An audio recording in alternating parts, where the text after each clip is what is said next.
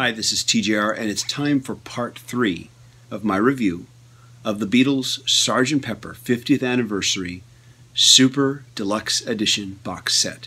In part 1, I reviewed just the Giles Martin remix. In part 2, I discussed the session track CDs. And here in part 3, I'm going to be discussing the Blu Ray and DVD and the hardcover book. This Blu Ray and DVD duplicate the exact same material. Not everybody is using Blu Ray yet, so I think this was a good choice for those who are still only using DVD.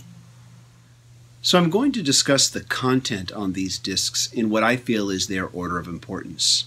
So first are the promotional films for Strawberry Fields Forever, Penny Lane, and A Day in the Life. Now, these 3 promotional films have already been released on the Beatles 1 set from 2015. So if you bought that set, you already own these. I never bought that set, so it's nice for me to finally be able to own these films, but I'll be honest, of these 3, I think the only one that really bears repeated watching is the film for Strawberry Fields Forever.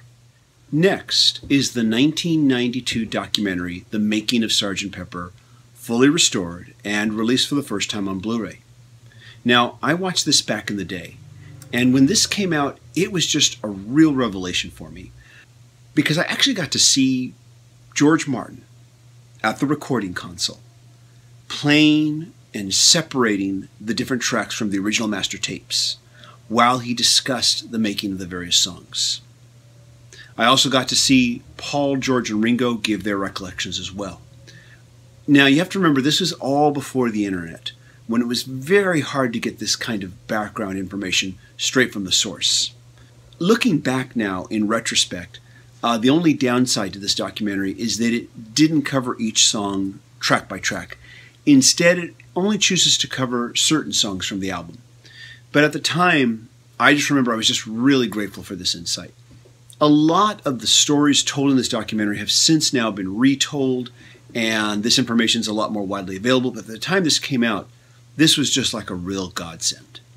For me, though, the real star attraction of these Blu Ray and DVD discs is the 5.1 stereo mix of the album. And also included, of course, is Penny Lane and Strawberry Fields. If you've watched any of my previous videos, you may have heard me mention that I don't have 5.1 stereo capabilities. So I did go to a friend who did have that, and he let me hear it. And I have to admit, I was very blown away. If you have 5.1 stereo, you're really just going to dig this, in my opinion. And now I've got to find a way to get 5.1 stereo capabilities here at home. Want to give a shout out to one of the viewers, Anthony S. That's Anthony and then the letter S, who asked, why didn't you too do a 5.1 stereo mix on Blu Ray for the Joshua Tree set? And I have to agree. I didn't think about that when Robert and I did our review of that box set, the new set that just came out, and that would have been a great idea. So grateful that the Beatles did this here, and that they did this on Blu Ray and DVD, and also, of course, featuring that great documentary. So this leaves us now with the hardcover book. And the hardcover book is divided into 10 sections. First, we have introductions from Paul McCartney and Giles Martin. Now, in Paul McCartney's introduction, he gives us quite a revelation here. Apparently, the title, Sgt. Pepper, came from an in-flight dinner conversation with their roadie, Mal Evans. And during that conversation, Paul admits that he misunderstood Mal Evans asking to pass, I guess, the salt and pepper, and mistook that for Sgt. Pepper. Now, I know that leading up to this release, there were a few recent online news articles that actually relayed this story. But I'm going to assume they got it from this book. I don't think I've ever heard this story before previously on any blog pages anywhere, but I could be mistaken. Maybe it has shown up prior, but as far as I can tell, this is the first I've ever read of this. Now, in the introduction from Giles Martin, he discusses the question of why even attempt a remix. I think that he gives a really great answer. And I think this goes beyond that it's just for the money, you know. The way I know there's been a lot of cynical comments about that. But I really feel that this remix was a good idea. Even though I might have had a few little misgivings here and there, I think overall it was a great idea. I don't think it's just a cash grab. I think it really has done something, exceptional for this album. I know there are a few who will disagree, and that's fine. If you prefer the original stereo or the original mono mixes, they're there. They're not going anywhere. They're still there for you, and you can enjoy them. And in fact, I'm going to continue to enjoy them too. After that, we have several chapters. The first is entitled Path to Pepper, and it details what led to the Beatles' decision to retire from touring and how different events led them to recording Sgt. Pepper. Next is a chapter entitled The London Underground, which discusses the London music scene at that time leading up to the recording and the release of Sgt. Pepper. The next chapter is entitled The World in 1967, which gives us a retrospective on where the world was culturally leading up to the recording and release of Sgt. Pepper, and tries to give some perspective on how where the world was at that time played into the album making the impact that it did. Now next is the chapter entitled Songs and Recording Details. This chapter is absolute candy for me. This is track-by-track information on the evolution of the recording process of each song, and this also includes Strawberry Fields Forever and Penny Lane, and even information on the run-out groove. I don't think I've ever heard too much written about that. The next chapter is entitled Sgt. Pepper's Musical Revolution, which actually picks up where Path to Pepper left off and takes us more in depth into the recording and the release of the album. The next chapter is entitled The Cover Story. Now this details the creation of the now famous cover.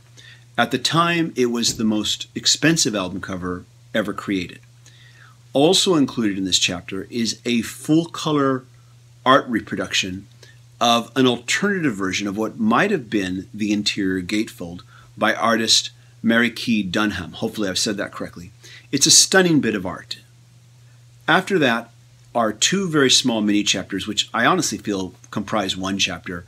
Sgt. Pepper Arrives, which covers the reaction of the album after its release in the UK, and then Sgt. Pepper in America, which, as you can guess, covers reaction from the United States.